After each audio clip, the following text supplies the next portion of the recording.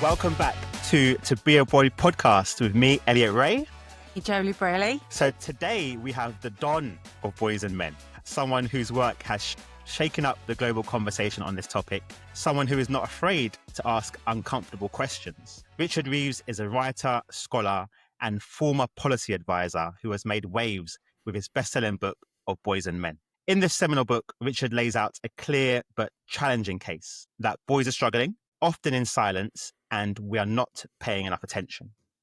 Richard is the president of the American Institute for Boys and Men and chair of the new Centre for Policy Research on Boys and Men here in the UK. His research spans education, fatherhood, mental health, masculinity, and the changing role of men in modern society.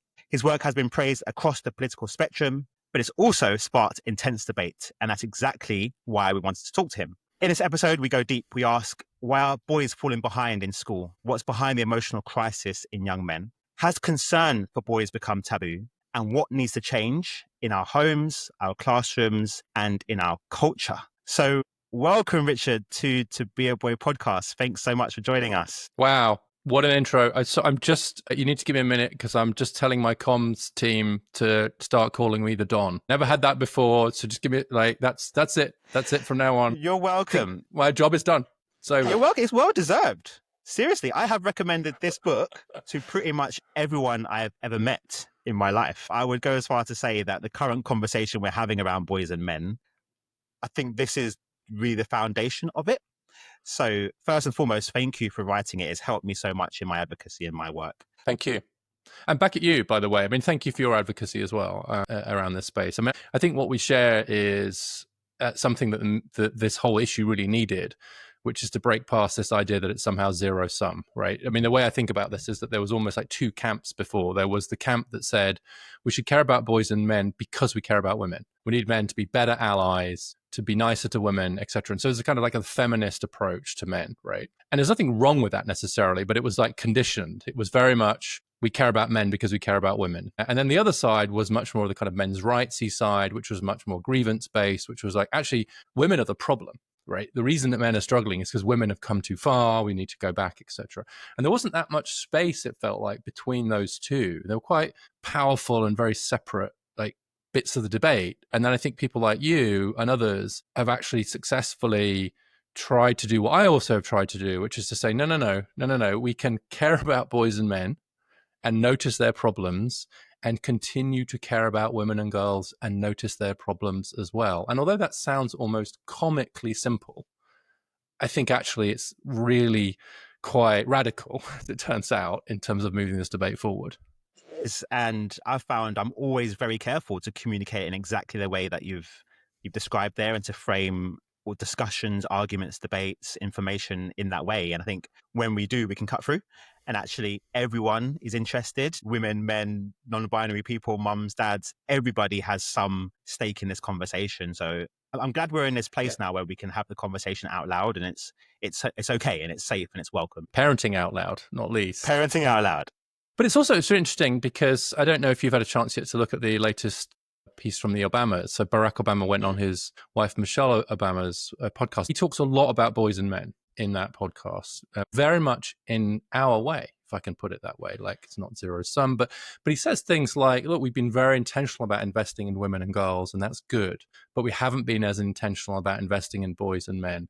That has been a mistake. Right? That's from Obama. And that progressives in particular, in our language around this is him speaking now, have tended to focus on what's wrong with boys and men rather than what's right with them. Again, this is Barack Obama. And what's interesting is the response to that. So, of course, all the mainstream media just wanted to know is like, are they getting divorced? What's the state of their marriage? Which was like 3 minutes of the podcast, right? And then it went into all those details. But I also noticed some people more on the like conservative side of this argument posted clips of him talking about this and noticing that he was a bit halting, that he did feel the need to talk about women and girls. And they were like eye rolling. Like, even when he does talk about boys and men, I'm like, for the love of God, take a win. I mean, it's Barack Obama talking to Michelle Obama. For the love of God, give the guy a break. And I think, your book made his reading list It did. Last year, yeah. It's probably not a coincidence. I think he's probably been influenced by the work you've been doing and the new narrative. Yeah, so it feels I like think you've got a massive part to play in that. Well, okay, let's start with the thank bigger you. picture. So I'm so interested in your current thoughts right now around the current state of where we are with boys and men in the UK. What do you feel like are the biggest challenges that boys and men are facing? Yeah, so I think it's probably three buckets that I'd put them in. One is just in education, where we just continue to see this very, very wide gap. Pretty much every level of education, you see it through GCSEs into A level, into college, etc. Especially for boys from lower income backgrounds. So if you look at actually like white working class boys from industrial areas, on a lot of these measures are actually kind of performing the worst. There are some other racial groups as well, and I don't in any way want to be misunderstood here as saying time for the white guys to get the attention. But I do think it's interesting that in the UK, there is really this strong class dimension to it, which cuts across race, but is more driven by class. And so in education, you see massive gaps in higher education, etc., in the UK now, with just the boys falling quite a long way behind in classrooms. I think that the decline in male teachers is a problem. I think the fact that a third of our primary schools don't have a single male teacher is a problem. One of my favorite lines from the women's movement is, you can't be it if you can't see it. And so if we wanted to send a message to boys that education is a female pursuit, one way to do that is to make sure that all the teachers are women. That's a good start, right? I mean, when all the doctors were men, it was hard to persuade women they should go to medical school or to take that side of things more seriously. So education.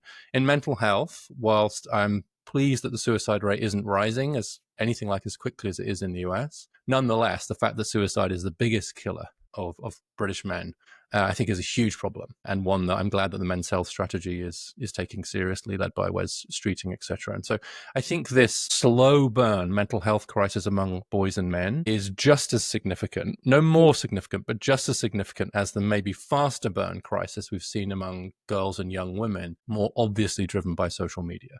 So I think there's something different going on, overlapping but different going on. But I do think the mental health crisis among boys and young men is every bit as real. And I really worry about that. And when you see such huge loss of life from suicide, for example.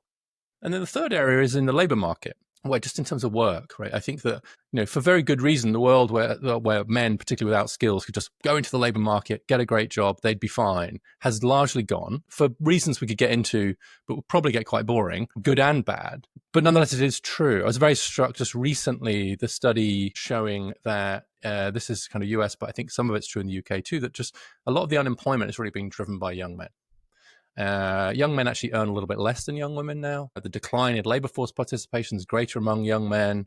And if we're serious about these growth targets that the UK government has, the only way to do that, this is work from the Centre for Policy Research on Men and Boys, there's no alternative but to increase labor force participation among men and women, of course.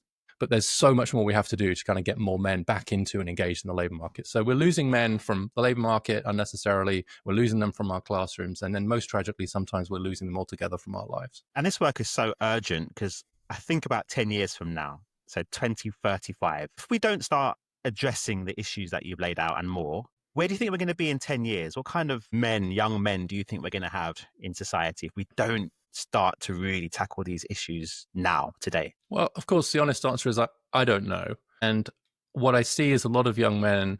I've raised 3 boys myself. They're all in their 20s now. I'm not young, but I some of my best friends are young people, young men. And so I think that, honestly think that it's just all up for grabs to some extent. I think that we're seeing this huge cultural kaleidoscope that's been shaken, and the pieces are still moving. It hasn't settled yet. And so I think this whole question of what should I be? What should I do? And again, I'll point a bit of blame here. I think at some of the mainstream conversation has been very good at pointing out to boys and young men what they should not do, what they should not be. Good, mostly. But they haven't done a very good job. We haven't done a very good job of saying what they should do, what they should be. And so there's a lack of a script. There's a lack of a sense of what will I be needed for, especially and distinctively because, not despite the fact that I'm a man. And so there's a real vacuum here. But look, it could go a number of different ways. I think it's huge. We see men doing more work in the home. We see, as you know, Elliott, more work around parenting. Huge interest from young men around parenting, etc. But they don't want to do that at the expense of being a guy, if I can put it that way. On the other hand, I think that there's also a real danger that if we don't pay attention to these problems and work quickly enough, that actually those problems turn into grievances. And those grievances, I think, can then really be exploited by folks who say, yeah, you're hurting, and I know why. It's because of them. It's feminism, it's women, it's whatever. And so I think it's really, we're at this critical moment now where there's a lot of uncertainty about the path, to answer your question. So in my positive moments, I think 2035 will be coming through this cultural moment, and we'll be finding a way to honor men and women with more gender equality, but without androgyny. And that we've helped boys and young men into this new world, and we haven't pathologized them. We haven't told them that they're the problem. But in my darker moments, I think we don't get our hands around this. It gets darker, and young men and young women become convinced that the real enemy is each other. And that's a very dark future. Do you think we've seen the government in the UK try and get a grasp of this after adolescence? And first they said they were going to play adolescence in schools, and now they're saying that they're going to teach misogyny as part of the curriculum. Do you think that that could be a step in the right direction, or do you actually think that could cause more harm than good? Well, I'm very pleased that they're not showing adolescence as a compulsory part of the curriculum. I think that would have been a very bad move. I'm distressed to see that just as the UK government makes that decision, the French education minister came out a couple of weeks ago and said that she was considering showing adolescence in all French schools. Maybe they'll play it in English as part of a language class. I don't know. But, and the reason I think I think most women's groups agreed, and the petition against it seemed to me to be led by as much by feminists as anybody else, because I think if you're a young man and you're sitting there and you think, okay, I'm watching this. They're making me watch this. Why are they making me watch this? What am I supposed to take away from this? And I think it would play into this sense that we think that you're a monster in waiting. Yeah. You're a problem that needs fixing. You're a misogynist in the making if we're not careful. And that just, to me, flies in the face of the empirical evidence about what's actually happening in the minds of most young men and boys. And also it's counterproductive. I think that if you want to radicalize young men, then the surest way to do that is to wag your finger at them or roll your eyes at them or blame them, because that's exactly what the online misogynists are saying we will do. And so in a weird way, it plays directly into the hands of the reactionaries to do that. So I'm reasonably pleased with the new guidance on sex education that came out from the UK. It says we should not treat boys as if they're the problem. We should treat them with empathy. We should be very careful about that. So I think even in there, some of the messages have landed. And so I think when you're teaching about misogyny, just as when you're teaching about any kind of identity-based hatred, whether that's racism or anti-Semitism, whatever, I think just the question becomes how you do it, right? Is misogyny a problem? Yes. Should we be making every effort to make sure that it's not something that's socially acceptable? Absolutely, just as the other problems that I've mentioned. But should we be singling it out in a very different way? We need to just be very careful. I've learned that young men and boys are incredibly discerning about the implications of any approach you make to them. They are very smart. They totally get it. They see what's being said behind what's being said, and you have to be extremely careful about approaching them with empathy and compassion and an open mind, not with prior judgment. Yeah. I've definitely been quite concerned with the guidance. I think in principle, the guidance is a good thing. Like, we should be talking to boys about masculinity and misogyny. But it's, as you say, Richard, it's such a sensitive, nuanced topic. It has to be approached in the right way. And there is such a risk of it backfiring and actually maybe recruiting more boys into the manosphere, directing them to toxic online masculinity influencers if it's done in the wrong way. So I think we need to really talk to the government about how this lands positively and learn from some of the people that have been doing this work for many years. On the point around masculinity, how do you think we should be approaching boys when we have that conversation about masculinity? So the people who are listening who are either parents or maybe they work in schools, they talk to young boys, what have you seen that really works in regards to opening up healthy conversations about masculinity with young boys? Yeah, again, it's not really my area of expertise. And honestly, I suspect that the two of you will know more about this than me. So I can just offer some observations, which is that what I think works well is, first of all, it has to be really open. It has to be not prescriptive, and it has to be not pathologizing. So you don't start off at the bat as saying masculinity is like a problem needs to be fixed. I think one of the problems with the term toxic masculinity is it became so embedded. Like, I've had a friend to me last week that her daughter came home. No, she'd been having a conversation and she mentioned the word masculinity just in the context of something else entirely, just something about masculinity. And her daughter said, "Oh, toxic masculinity." And she went, "No, I'm not. I just said masculinity." And she went, "No, toxic masculinity." And she went, "No, I'm not adding toxic." And the girl, who was like 15, went, "You can use masculinity without toxic?" I mean, honestly, because she'd only heard the term masculinity with the prefix toxic, right? And I don't think that's. I don't think ordinary people use the term that much without it. I don't think ordinary. So I really worry about that. And also, I think that just try and start with, what kind of person do you want to be? Sure, if you're working with boys and men, what kind of man do you want to be? Great, nice open question. There's a men's college in the US that has the only, I think, like gender studies curriculum that only has men in it because it's only men's college. And that's the question they start with. What kind of man do you want to be? And so you don't talk about masculinity straight away. I'm not sure that's the right term. Just like, in a way, which is what kind of person do you want to be? And then bring gender into that, like as you see fit. And then maybe get to what does that mean? Do you think that's different for men, for women? Do you think as a man that's different? Obama in his podcast was talking a lot about the feeling of being a protector. That's really interesting, I think. Like, what does protection mean in this kind of modern world? I don't want to say that that's a terrible instinct. He said to use strength to protect, but you've got to think, well, yeah, but when does protection become control? When does protection become dominance? But let's have a conversation about that instinct to provide. Provide what? You may not be the same sort of breadwinner, but the idea that you're going to contribute to your family, be a quotes provide. Let's unpack those ideas. And it's just a really, really open way. And so I actually think the term masculinity itself, honestly, might not be the best way in now. And we don't talk about femininity, I find. We don't, we never say, what does it mean to be feminine? But we do say, what does it mean to be masculine? What is masculinity? Right. And when we talk about masculinity, we talk about it in very limiting ways, what you can't do. Whereas when we talk about women, it's very wide ranging. You can do these things. You can be strong. You can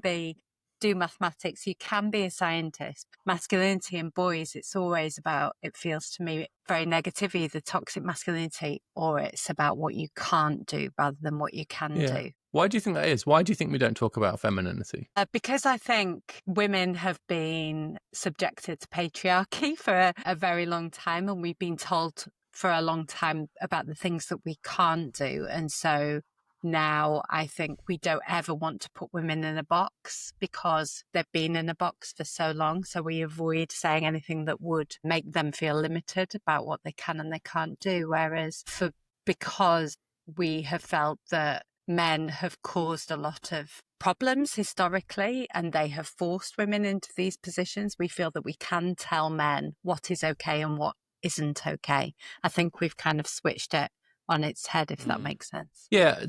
I want to try an idea out on both of you, but especially you, Joeli, because one of the things that I think has happened is that the feminist movement, the women's movement generally, did exactly what you said, which is to have a more expansive vision rather than a narrow one. But it also didn't feel the need to somehow think we had to get rid of femininity. Now, there was a moment, I think, where that was a real debate within the women's movement, where it's like actually, shoulder pads. Margaret Thatcher had to have voice training to deepen her voice, stand differently, do assertiveness training. In other words, become more like a man in terms of the way you can behave. In the 90s. Yes, exactly. And then I think enough women just went, hang on. I don't want to have to act like a man. I just want to be CEO or have an equal shot at being CEO. And if I'd quite like to still wear like a dress, and if I want to choose to, like, if I want to, or if I want to act in certain more feminine ways, if on average women are a little bit more caring or emotionally kind of connected, etc., like, don't beat me up for that, right? I don't have to act like a man to have equality. And I think that was an incredibly positive kind of move, if you like, for the women's movement, right?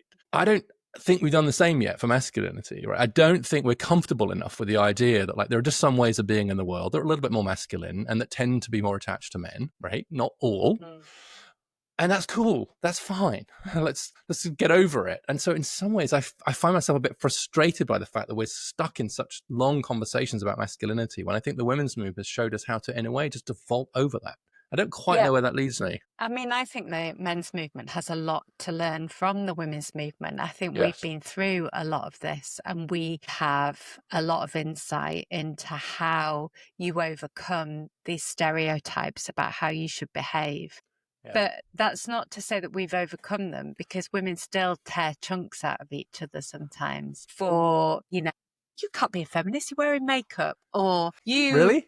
Do they still, really? That still happens? That still happens. Okay. And we still judge each other for the way that we parent and work. We still will judge another woman for working 60-hour weeks if she has 2 children. And, men will judge us for that as well. But we are our own worst enemy sometimes, and we will judge each other. But at the same time, we went from the 90s where, it was anorexia chic and you had to weigh about 4 stone in order to be attractive, to us now celebrating each other's bodies no matter what they look like. And I think that transition took a long time. And what it took was women having the courage to publicly go, here are my roles. Here is me in all my glory. You may think that's disgusting, but I don't care. And then a load of other women going, yes, girl, you look great and I've got you back. And I think what men are missing is sometimes that public camaraderie around a shift in the way that they behave until they find that community and that way of supporting each other. Through that, I think you're going to be stuck in these stereotypes. Yeah, I think that's right. I always try to tell, when I'm speaking to men and boys, we speak about the man box, and inside the man box around being stoic, providing, breadwinning, being brave, and encouraging men to come out of that man box, but not demonizing that box. Yes. There's been times in my life where being stoic has really helped me. Being a provider for my family has really helped me. Like being brave, being angry has really helped me and my family. Like that, they are not bad things in isolation. If that's all we have, if that's all we can be, that's when the issues start. So I think that conversation we started off at the beginning when we were talking about the right and the left and the kind of demonization of masculinity, if you like, and a lot of boys and men will talk about a war of masculinity. I think sometimes it starts from that point of you're trying to say that me and some of the things that I live and do and my values are bad and wrong, when actually it's more about if we are living in that kind of small, narrow definition of masculinity, which I think is the bad thing. If you're restricted to that. But what's interesting, I think, Joeli, your point about women being their own worst enemies is kind of playing out is playing out a little bit here too. That it's actually men who are very often policing each other's expressions of what it means to be a man of masculinity. And I think to some extent, because it feels a little bit threatened, etc. But I would say that one of the issues, I take very seriously this idea about learning from the women's movement. One of my most fun conversations I've had is with Gloria Steinem. And I'm trying to get her on a stage to talk about this. But we had quite a long conversation about what can we learn from the women's movement, a lot of which actually overlaps with what you're saying. The way that the man box is used by others, not by you, Elliott, is sometimes in a way that does end up making it seem like that's bad, right? The men who are trapped in the man box are kind of sad and angry and whatever. And rather than saying, we don't want you to be restricted to the man box. And I think what the women's movement successfully did, by and large, I accept it's not completely over, Joel, by and large said, look, you do you, and actually got less judgy of a woman who chooses to look after her kids or a woman who chooses to pursue her career. And there's a little bit more like, you go girl, kind of regardless, right? And I don't think we've got our movement to that point yet. I think too many people on the left are quite critical of traditional forms of masculinity as expressed by Elliott, and too many people on the right are too critical of non-traditional forms of masculinity, whether that's from people who are trans or just stay-at-home dads or kind of whatever. And so it feels like there's a kind of similar war going on within men. I like the days when I get accused from the one side of being a cuck. Or my favorite one recently was this guy has to ask his wife's boyfriend's permission before going out, right? This is a huge thing on the online right, which is that like we're all being cucked, we're a soy boy, etc., right? Not real men, right? So you get that. But then on the same day, I got someone saying this guy is just a kind of camouflage, just sort of has progressive camouflage for a men's rights thing. Don't be fooled, right? He's a reactionary in disguise. I'm like, good day, because they are just the fringes, right? But interestingly, both men saying that, right? Yeah, and that's why through Parenting Out Loud, I think one of the most powerful things we do is just platform dads talking about how they parent loudly. Like we've got a video in today with a dad with his 16-week-old baby talking about his return back to work and how he's nervous about it. And the amount of messages that we get saying, I've learned so much just by seeing other dads. And these men are men, right? Like firefighters, teachers, nurses, civil servants. They are what you would call manly men, but just existing in a different way. And I think the more we can do that to show, look, you can operate in and out the box, you can be who you want to be, you can take on a variety of different roles, what works for you. And we need to give men flexibility to do that. On the fatherhood topic, so you've spoken quite a lot about fathers and the impact of fathers and male role models on boys. I'm really interested to hear your current thinking around the impact of men in boys' lives and where are we without that? When boys don't have men in their lives, older men, what do you think are the impacts? Yeah, I think to start with, I do think that we believe our eyes more than our ears. And this connects back a little bit to our skepticism about some of these curricula that are being imposed, which is like, I honestly think the best way to learn how to be in the world is from older people, right? Older siblings, parents, teachers, church leaders, community leaders, coaches, whatever. And that then within that, so that's the broad message, right? We, as kids, we're like very social, right? We're trying to figure out how to be in this world, in this culture. How do I succeed in this culture all around me? We are, to use Roy Baumeister's phrase, we are cultural animals. We're actually evolved to be cultural and to take in these cultural signals as to how to be in the world, right? Then within that, I think there is something of a gender angle, right? I think there's that broad, that's the big story, which is how to be a grown-up, how to be a good, responsible, kind person. And you can get that from any older role models, regardless of gender. But then I think we also have a little bit of an eye to how should I be as a father? How should I be as a mother? How should I be as a man or as a woman? And I think if we were just doing a better job of having positive role models, maybe we wouldn't be having this slightly agonizing conversation about how a health studies teacher is going to teach 16-year-old boys about masculinity. It will almost certainly be a woman doing it, right? That feels quite torturous, right? I just feel like more male teachers, more male coaches, more dads around, etc., and especially dad. Just there's this tendency to talk about the importance of role models. And I think they are, I will go out on a limb, I think they are especially important for boys. I think because masculinity is a little bit more socially constructed, the role of dads and role models is even more important. And so that's why I think fathers matter, but I think it's why this broader group of men really matter too. And so I think it's true that it takes a village to raise a child, but I think it's also true that at least some of the villagers have to be men to raise our boys well, especially. And again, it's something that Obama touched on very strongly in his recent interview. And so I can keep hiding behind Obama now. That's the nice thing I can say. It's not me saying Barack Obama said it. Be angry with him. Call him a cuck or a reactionary. I don't, whatever day. I'll just call you Richard Obama from now on. You're basically part of the family. No, I'm just like, I just a heat shield for me now. It's amazing. It's like fantastic. Like, don't get angry with me. Get angry with, email Obama. So yeah, I've come to believe that fatherhood is really, really important and precious. And that most of what fathers do, and I'd be interested to know what you both think of this, but most of what fathers and mothers do is interchangeable, right? It overlaps, right? And there's no feminine mystique to changing a nappy, right?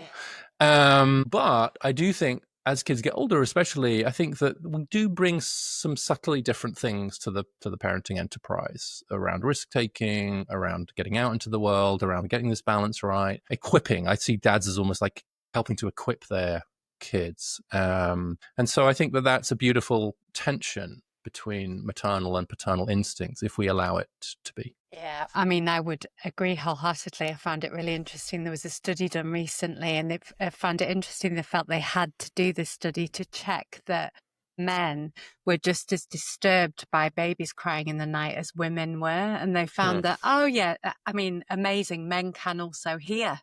It's, so they don't go deaf for the first 2 years of a child's life. Yeah, no. I am absolutely, I campaigned for this for 10 years as part of Pregnant and Screwed for dads to have longer paternity leave and it to be better paid. And part of the reason why I did that was not just because it closes the motherhood penalty. We know that if dads spend more time with their children in the early days, women do better in their careers and they have more income as a result. But we also know the benefits for children. But also, I think the knock-on impacts are enormous. My dad went straight back to work. He worked very hard. We never saw him. And my parents ended up splitting up because they didn't understand each other. They had entirely different lives. My mum was the omnipresent mother, always there, always doing the caring. My dad was always at work, had no real involvement with the children at all. And they just ended up completely not aligning, not understanding each other's lives, and ultimately divorced. And so you can see from the data as well that marriages are more likely to last if dads spend time with their children in those early days. And yet we're preventing them from doing so. So the impact in terms of men and their testosterone levels, their ability to connect with their children, their ability to feel different emotions, because it literally changes your brain, as we both know, Anna Matchin, and the research she's done around the brain changes in men.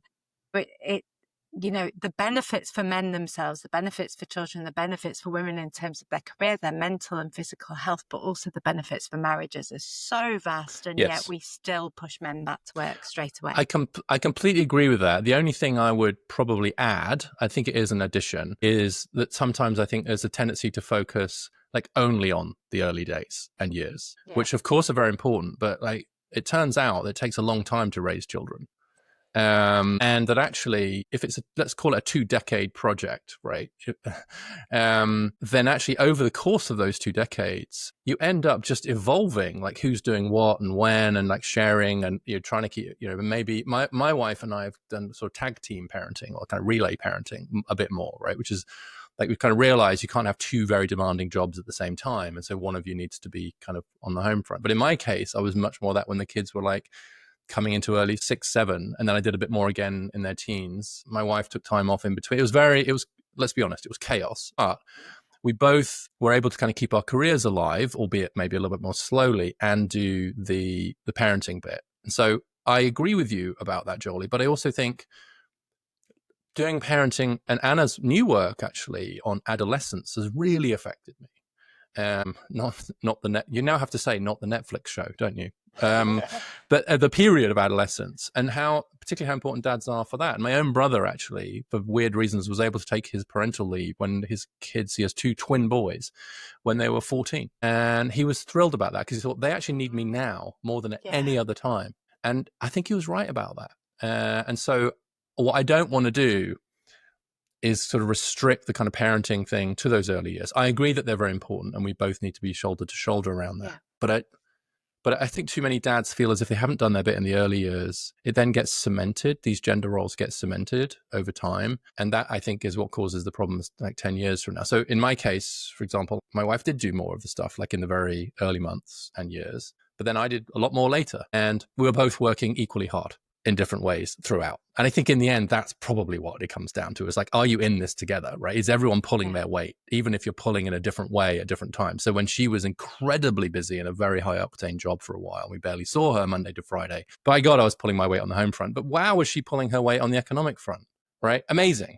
And I think we both felt that we were in it together. And that seems to me to be the thing that you're getting at with the marriage satisfaction thing, which is this sense of like, no one's free riding on the labor of another. That's when marriages go sour. Yeah. Important point. Richard, I want to talk to you about education. We know that boys are falling behind at every level of the education system. And I think that's one thing your book really helped to hit home. One of the key messages I got from your book was around education. Talk to us about the reasons that this is the case. Why is this? Well, I'm going to start by saying everything I'm about to follow with is based on scant empirical evidence because there's just not enough research. And it's one of the reasons I set up the Institute. It's one of the reasons I'm proud to be chair of the center in the UK. It's like actually doing like really high quality research on male education. It just hasn't been that big a field, scholarly field. But I think what we do know is a few things. One is that having more male teachers is positive. There's even there, the evidence is a bit mixed, to be candid. Certainly seems to skew in a kind of positive direction, and we need more research on that. And also, I wouldn't restrict that just to the educational outcomes. Right? I think for boys to have more men in their lives is important in and of itself, even if you can't do a randomized control trial showing the impact on GCSE results. But more men around. More after school activity, more sports, more opportunities to do physical activity. That seems pretty strongly associated with better outcomes for boys. More hands-on learning styles. And I'm using hands-on very much inverted commas. People think I'm talking here about like getting back to the idea of like woodworking or like, I mean, I still have the things that I made in my school woodworking class and they're not very good. I don't mean that, right? I don't know about, are yours any good? Did you make good things? I don't think I kept them. I would go into my parents' house on the weekend and say, Richard told me I should have my woodwork. I did one thing and it was absolutely horrible. This little box, the jewelry boxing, is absolutely horrible thing. And my parents have it like on a shelf in their dining room. And I was playing with it the other day and I dropped it and I broke the corner of it. And obviously I was like, well, this is some piece of absolute crap that I made when I was like 13 or something like that. And my mother was in tears because she was like, "What, you made that?" And I said, "I made it, but it's terrible." But she's like, "No, I've kept." And she kept 40 years or whatever. It's the effort that counts, right? Exactly. Anyway, that's love. But I think that what I mean by that is it looks like boys. And here I'm drawing a lot on Michael Reichart's work as well. I think is just an amazing psychologist, and he wrote a very good book, How to Raise a Boy. Boys seem to need to know a little bit more why I'm learning this before they care about the what. They just need to know the application. It needs to be more connected to the labor market, more connected to specific skills. They're just not as good at undertaking abstract tasks obediently. And so that's what I mean by more hands-on learning. It's like, tell me why this is important. Link it to the real world. By the way, that's also good for girls. It's just especially good for boys. And then the last thing is that boys do mature a bit later. I make quite a big deal of this, as you know, which is just, it's just absolutely true that like a 15-year-old girl on average is older than a 15-year-old boy by as much as a year, actually, in certain skills, especially these organizational skills, these executive functioning skills, they're called, just like having your act together skills, remembering your homework, turning your homework in, taking your homework, all that sort of stuff. And girls are just, they just get there a bit, again, not breaking news to anybody who's like ever met a boy or a girl or been a boy or a girl, but it is true. And I think that that's now playing out in the education system and giving girls a real advantage on the average because of that they're older, which we couldn't see before because we were busy, back to Joeli's point, we were holding them back, right? We were actually artificially restricting girls' educational opportunities. And once we stopped doing that, their natural advantages were revealed. So I don't think that's a new natural advantage. I think it's just that girls weren't able to express it before because of the conditions of sexism that previously prevailed. I've heard you call boys malfunctioning girls before, that they're treated like They're treated like malfunctioning that, girls yes, in yes. the education system, which I Yeah. really resonated with me. And I would say would resonate with my kids, actually. But I have two boys. If I spoke to them, you know, both my boys feel sometimes that they would say they're victims of sexism, that they feel that the girls are treated much better than the boys at school. They don't express that in those words, but that, you know, that's what they mean when they talk to me about their experiences at school. And the education system in the UK, I don't know about America, but very much puts kids in a box. It says you must behave like this, which is why you have so many kids out of the school system in the UK, because children with special educational needs, it just doesn't work for them at all. I guess my question is, how do we change that? Yeah, I think you're right. I think the way the education system works is it is much more like one size fits all. And that's true in both the UK and the US. And it just turns out that that size is just a bit more female, right? And so like it's just going to work, that kind of narrow, pretty prescriptive, like conveyor belt thing, right? Just girls are just a little bit better suited for it, partly because I do think there's become a bit of a default, right? If you treat like how a girl behaves and how a girl learns as the default, then you inadvertently create a culture and a curriculum and a pedagogy that's just a bit more girl friendly, in just the same way that we arguably were doing the opposite 50 years ago. You know, again, I think largely inadvertently. So how do you fix it? Well, unfortunately, you could do a couple of things. One is I think you can start boys in school a bit later. So one of my proposals is at the very least give them the option to have a little bit more time to just develop those skills. So give them the gift of time is what some scholars call it, a little bit of that. I mentioned male teachers, but I think one of the reasons is it just changes the climate in that female teachers are a little bit more likely to sanction boys' misbehavior and to label it as such than male teachers are. That's just true. And I think intuitive, understand that. So that's why having more men around is important. I should say that my own son is teaching 5th grade in Baltimore City now. And I just couldn't be prouder of him. He's the only male in his cohort of teachers in the school. And so I do think just having guys around helps the atmosphere a little bit, for sure. But in the long run, of course, what we want is an education system that's just a bit more flexible. There's a reason why there's more boys with special needs. There's a reason why more boys have been diagnosed with ADD. And I think that is the problem, is that, like, yes, it's one size fits all. And unfortunately, that size, as I just said, skews a bit female. So you have to change that. How have you found, so I think there's, sometimes people hesitate to actually talk about the differences between boys and girls and men and women. And, you know, us with our earlier conversation talking about coming out the box and you can be anything you want to be. At the same time, recognizing that we are different. Our makeup is different. But that can be sometimes a kind of controversial conversation. Have you had any pushback or challenge when you're talking about biological differences and just how we are naturally different as genders, even though, you know, there is a social construct around gender as well? What's been your response to that and the response from the public? I mean, you're kind to suggest that the public has a response to my, but I would say yes, a little bit. So a couple of books, Niobe Way, the latest book that I don't particularly like, Ruth Whipperman's book, Boy Mum, that I do like. I reviewed them both. She was a previous guest, so it's good to hear that you like it. Which one? And I got it the right way around. Thank God. Ruth was a previous guest, yeah, our first guest actually. But they both actually did say, look, I think they accused me a little bit in different ways of like biological essentialism or sex essentialism by pointing out these differences.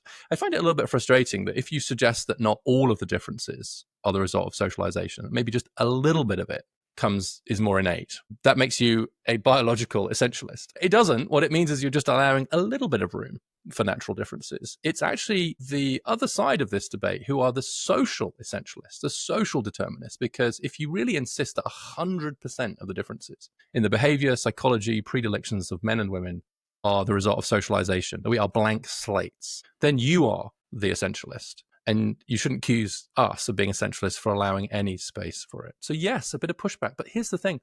I'll give you a specific example. I was talking to a researcher recently, done some work on the manosphere. And, this group term I don't like now, but like just for online influencers, because it's defined too broadly. And he had this pitched battle with his funder who wanted him to include the belief that there are some natural differences between males and females as a sexist view, as a sign of being misogynist. And he didn't. He refused to, but it was a pitched battle. And I you mean the view that 97% of people hold, right? I mean, this is crazy stuff, right? Yeah. The question is, what do we do about those differences? How big are they? In what areas? Do they matter? And how do we channel them, right? Because there are some differences that are small, they don't really matter. There are others that kind of do matter. Like I think that the potential for aggression and violence in men compared to women, I do not believe for a moment that can only be the result of socialization. I think it's batshit crazy to believe that, honestly. And knowing that is incredibly important for the way we raise our boys. I think to deny that there are some natural differences is actually to make culture less important. Whereas I think it makes culture more important. If we know that, for example, that kind of women have women are more agreeable than men on average, and that makes it less likely that they're going to go into conflict or demand stuff for themselves, we should know that, because then we can help to overcome that a little bit and make sure that we don't inadvertently disadvantage them because they're not asking for a pay rise every 5 minutes, right? Let's not make sure they're not punished for those. But anyway, I'm going on too long, but I think the point is that just particularly when it comes to fatherhood, when it comes to, I think the denial of any natural differences ends up being profoundly regressive, because it means we don't take seriously what we need to do as a society to channel those natural differences in ways that are positive and that support gender equality. Big conversation. I think when I saw my wife give birth, I knew there were differences, because there's no way that I can even fathom growing a child and pushing them out. Same. But here's one more rather beautiful example, which is about fatherhood. I think you'll like this one, which is Sarah Blaffer-Hurley. She has a beautiful new book out, Father Time. And I have the book, actually. Yeah, I've got the book. Yes, it's a great book. And what I learned from that, it turns out it's not a new finding, but I learned it from her, which is that mothers get an oxytocin spike, this kind of love hormone spike, from kind of cuddling, physical contact with. They also get it from giving birth, breastfeeding, etc. So it's very like this kind of physical thing. But did you know that men also get an oxytocin spike from a form of interaction with their kids? And do you know what they get it from? Throwing them around. They get an oxytocin spike. And so there you've got, I think there's a biological difference in not that we both can get this oxytocin bonding love hormone, but how we get it. And so I think that has just implications, because if you think, like, if you're a dad, I don't know how you were, Elliott, but like in those early days and kind of months where you just feel a little bit left out in some ways, because there's this whole love hormone, love bombing thing going on between a child, by the way, that has no business really being out of the womb, right? It's really technically defined as we should say, extrauterine embryo for at least the first 3 months, right? It's just incredibly young. And so this connection between mum and baby, especially in those first few months, is unbelievably strong. And we are not going to feel the same way as dads. We're just not going to feel the same way. But it's not game over. We got plenty more to do. We can be very helpful in those months. And guess what? We get our own oxytocin high. Thank you very much. Just a little bit later from something different. I find that a beautiful biological difference rather than horrible biological essentialism. But also, I find it really interesting that the different roles that men and women play in a child's life women tend to be the person that likes to keep the child close, that does the sort of real nurturing role, whereas men are more the challenger for children, and they more like to give them risk. You know, they're more risk taking with children. So they're the ones that give them the view of the outside world, as it were. That's sort of the roles we naturally fall into, whereas women tend to be, keep them close, give them a cuddle. And it's really interesting to me that those chemicals work in that way. In exactly that way. Yes. Yeah. It's almost like we're evolved to have those differences, and it creates this beautiful creative tension, I think, between mothers and fathers. Like, it's a stereotype. Like, have you seen the meme of the guy throwing the kid in the air, and it's like how far it looks to dad, how far it looks to the kid, and then how far it looks to mum. And you just don't see women throwing their kids in the air as much. In fact, almost never. And Jonathan Haidt and I are working a little bit on fatherhood and this risk-taking thing. And he had this nice observation the other day where he said this at a Mum's First event, actually, where he said, look, if there's a parent who's pretending to be a predator who's going to gobble their child up and chasing them around, which one is it? Yeah. It's always dad.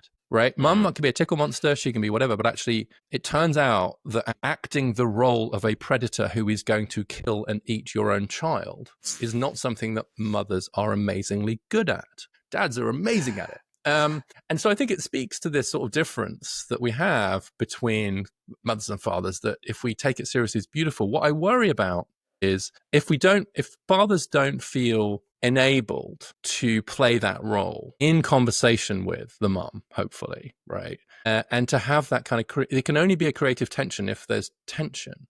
And obviously we're all generalizing at this point, but I think it's fine. You know, if you don't trust us by this point in the podcast, you're never going to trust me or us. But like, it's fine for mum to be saying, I'm not sure you should do that. I think I'm worried about that. Be careful, be safe, etc. For dad to say, no, I think this is okay. We're going to do it, right? And mum to say, oh, I'm not sure. And if mum's thoughtful and sensible, she'll be like, I get it. This is hard for me. I probably wouldn't do it, but I get this important. And dad will take her safety concerns seriously. But you do need both. And if dads don't feel enabled to be dads, you lose that creative tension. And if they just defer to mum and say mum's way is the best way, that ends up not being great parenting. It's not that dad's way is the best way. It's that they'll each bring something to it. And we have to honor and respect that and put it into creative tension within the relationship. And it can be creative. Yeah. So just for the single mums, because I know there will be single mums listening to this, that their brains do adapt, actually. There's research to show that they become more like dads. Relationships and single mums, they do adapt that part of their brain so that they do the risk-take. Yes. I didn't know about the brain bit. I'd be very interested to learn more about that. But I have heard of that research. I also know that a lot of single mums who are listening, and the same-sex couples I know who are women, are also pretty intentional about having other men in their kids' lives. Yeah. Right? Uncles, godparents, etc. And so actually I find some of the people who are least offended by the idea that there are some special things that men can bring to the raising of children are single mums and lesbian couples, right? Yeah, and there's they usually get it. There's an amazing organization called Lads Need Dads. It's up in I love Leeds. them. I love them. Yeah. And most of her customers are single mums who will come and say, look, I recognize my boy needs some male men in their life, and they'll go to her, and she has an amazing mentorship program. So I think you're right, Richard, in regards to like recognizing a lot of single mums that I know will recognize the need to bring in men and do that very, very well. I want to kind of move the conversation on to male caring and caring roles, men doing caring roles. Mm-hmm. Given everything that we've said, you've spoken quite openly about the need to encourage more men to get into kind of caring roles. How do you think we go about doing that? Bribe them. I think money really counts here. I have more to say, but I think that when you have such hugely gendered occupations, I'm thinking about care professions, nursing professions, education, especially in the early years, social work, therapy, counseling, psychology, that are now just so female skewed that it's just kind of hard to get boys and men to think about them. In just the same way, it was very hard to get women to think about engineering when there were no female engineers. Like, it's just really hard to get someone to go into a profession when they just feel like they're going to be the odd one out. Not just true of gender, it's true of other identities too. And so I think in the meantime, we should take another lesson from the women's movement, which is that actually to get women into those roles, into STEM, scholarships, financial incentives to help get over that idea. That's number one. So I have no problem. In fact, I'm very supportive of the idea that like if we want more men in some of these professions, we should actually be targeting some financial incentives towards them. We should keep doing that for the areas where women are underrepresented. But I think there's a case for a little bit of money here. Then, of course, there's something around changing the conversation about these roles. And I think in the same way that you've been very successful, Elliott, changing the conversation about what it means to be a dad in a very playful way, in a thoughtful way, in an attractive way. And so there are ways in which we could be doing a better job of selling those occupations to boys and men, be very intentional about that. When we wanted to get girls interested in STEM, we didn't wait till they went to college. We went into schools. We had whole sessions on it. We had women engineers and scientists and lawyers, and we're going into schools to talk to girls about being those things. We have to do exactly the same thing for the caring professions for boys. We need to try and de-gender those professions as much and as hard as we can through money and through kind of shifts in identity. And I would love it if policymakers started taking that more seriously. By the way, we have a huge shortage of many of those workers, particularly things like care, which have up until this point very often been filled by migrants. And I'm not saying there's anything wrong with that, but I'm saying that if the government is serious about not becoming less reliant on immigrants to do those roles, well, you've got this huge labor force sitting right there, which is young men. So maybe get some of them into those roles as well. You can't fix a labor shortage with half the labor market, or at least you shouldn't try to. So I think a really good self-interested reasons why we should do that. And I'm not saying we're going to get to 50-50 in those professions, right? I reckon this is back to some of these differences, but my God, we can do better than we currently are now in terms of the share of men in them, and really, really take away the gender stereotype. We've done a really good job of breaking the gender stereotypes around male-dominated professions. Not all of them, and not enough, but very few people say female lawyer or female doctor anymore, right? Or if they do, they're really old, right? Because it's 50-50 now, right? But they do say male nurse. They do say male teacher. They do say male therapist. Why? Because there are so few of them. So I want to kind of get your advice. I want to help you to give advice to people. So I've got 3 pots here. I've got the government, I've got teenage boys, and I have parents as well. So if you were going to give one piece of advice to the government to improve the lives of men and boys, what would that advice be? Build on the amazing advance with the men's health strategy by also having a male education strategy in the Department for Education that just is very intentional, or broaden the remits of all of the gender equality units within government to include boys and men as well as women and girls. I don't know if we need a quotes minister for men. That's been one of the arguments. I don't think it's a crazy idea. I've supported it in the past, but at the very least, we need to find ways to institutionalize within government the attention to boys and men without taking away from the issues of girls. So do what Wes Streeting has done in the Department of Health in every other government department. For teen boys, I would say, God, you're amazing, and we need you, and we need your energy, we need your spirit, we need your ideas, we need your talents, and we need all of those things that are in you, not despite the fact that some of them are more common in males, but because they are. We need that energy and those ideas from our teen boys, but don't think that in order to be a successful man, you somehow need to turn against women. That is not a good dating strategy, for one thing. It's not a good life strategy. It's not going to be a great marriage strategy. It's not going to be a good labor market strategy, because there's a lot of women in the labor market. So and by the way, I think that's what most teen boys want to do. I think they want a world where their sisters have equal opportunity to them. Very few of them want to turn back the clock on women, but they want permission to be themselves as well.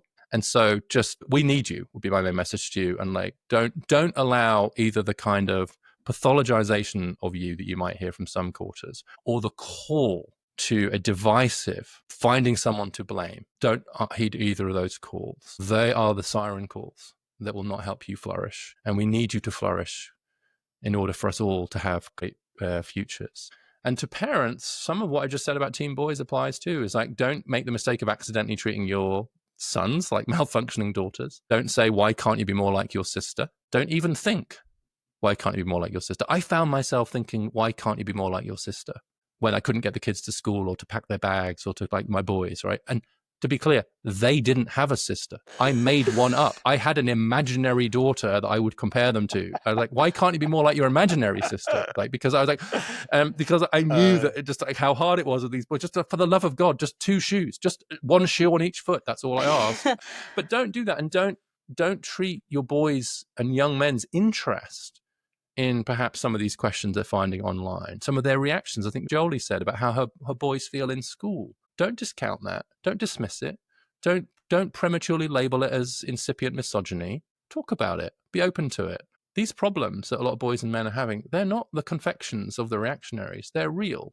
And if they can't talk to us as parents about them without being judged, then who, for the love of God, can they talk to about them? And so as parents, it's incredibly important that we don't fall prey to this inadvertent pathologization of our boys, because they need you. And actually, particularly as they get into teen years, etc., God, they need you. And let's all just have a bit more of a sense of humor about this. I actually think a lot of the work that you've done, Elliott, that I've really admired, I think is really broken, is that like so much of this work has been so earnest, right? It's been so serious. Yeah, but I love like, let's put baby carriers on statues. Let's go on strike for a day. Let's celebrate. And I do think that there's been such a downer on some of these issues around this. It's just been so gloomy. And so like it's been deficit framed, negative, etc. That just a bit of play, a bit of optimism. And I got to tell you, you're talking to me today, I feel great about this. I think that we're going to do much better by our boys and men over the next 10 years than we have over the last 10 years, because they're beautiful and we need them. Incredible advice. I have 2 girls, and it's still a nightmare to get them to school as well. So that is definitely a girl thing. So you should get an imaginary brother then. Maybe I'll make one up. I'm going to make one up. They're going to be freaked out. I'm like, but the question is, how old are yours? How old are your daughters though? 9 and 2. Okay, well, if they're still struggling at 13, get back to me. Or maybe I need to have a boy. I'll talk to my wife about that afterwards. A boy, yeah, exactly. You've got the wrong benchmark. Trust me. Like maybe you just got the wrong comparison. But also, just I think the work you're doing here on this podcast and kind of more generally, both of you, it's just like so positive. And I think that the thing I've really learned that I think you've just come to naturally maybe to both of you, I think tone really matters here. I think you can point to real problems without becoming a kind of like gloom, everything's apocalyptic. I think we can talk about solutions as we have here. We can have like a positive affect. I do think that a lot of young people generally, and this is not just about boys and men, I think they're kind of over the negativity. They're kind of tired of it, honestly. They're tired of being told that everything's going to hell, that they're having a huge problem, they are the problem, etc. I think they're just kind of tired of it. In the US, I've really noticed a bit of a move for like, can't we just like be happy and have fun and play and not jump on each other all the time and just have a bit of room to breathe and be ourselves? And I really think that mood is coming now, and it's making me kind of much more optimistic. It's the middle-aged people who are still the doomers, and the younger people are like, they're demanding the right to be happy in a way that I actually think is going to be quite positive, and God bless them for that. So Richard, you've got the new centre you're chairing over here. Just, quickly talk to us about the aims and objectives and what you want it to achieve in the next couple of years. Yeah, so there's a few things. One is to continue to raise awareness of these issues. I think very often still it isn't anyone's job to sort of just notice the data and lift it up on many of the issues we've talked about, and just get that into the media, get that into the conversation so that people know. I think the second thing is to keep broadening the permission space for this conversation, right? I think that just the permission space, that's how I think about, like, is it okay to talk about this stuff without being, dubbed a reactionary? And I think it's more okay than it was, but we still need to provide spaces where people feel able to talk about this without being judged. And then thirdly, to look at solutions, look at kind of what are the effective interventions in schools, some of which you talked about, that actually work with boys. To have what could we do about getting more male teachers? How could we change our healthcare system so that we're kind of reaching out to men? What do effective male-friendly suicide prevention programs look like, etc.? Like what works, and bring evidence to bear. And so it's awareness, permission, and evidence. It's what we're doing over here at the American Institute, and it's what the UK Institute is going to do too. There are only 2 dedicated think tanks or research organizations focused on boys and men in this way. One is here, one is there. So it's the US and the UK, but there's growing interest from others. And I see that as a really nice complement to the work that a lot of the women's think tanks are doing, because they've done a really good job of continuing to draw attention to where there are challenges facing women and girls. I want them to keep doing that, but we just need other people who basically what we're trying to do is create institutions where it's someone's job to wake up every day and think about what's happening with boys and men. What does that latest data release tell us? Who needs to hear about this, and what can we do about it? And so that's really the big breakthrough for me, is that this is not just an intellectual challenge, it's an institutional challenge. And so we need to build some institutions that help keep this conversation going with high quality, non-political research and evidence. Yes, well needed. And you're literally changing the world with your work. So thank you so much, Don Richard Obama Reeves, which we're going to call you from now on. Love it. Writing it down. Got it. Change your name by deed poll. Next week you'll be Don Richard Obama Reeves. I just need him to adopt me. Just run that past my own parents. But this is so fun. Thank you. Thank you. This has been brilliant. Thank you so much. We appreciate you so much. Thank you, Richard. We really appreciate you and your work. Well, back at you. Thanks, Joeli.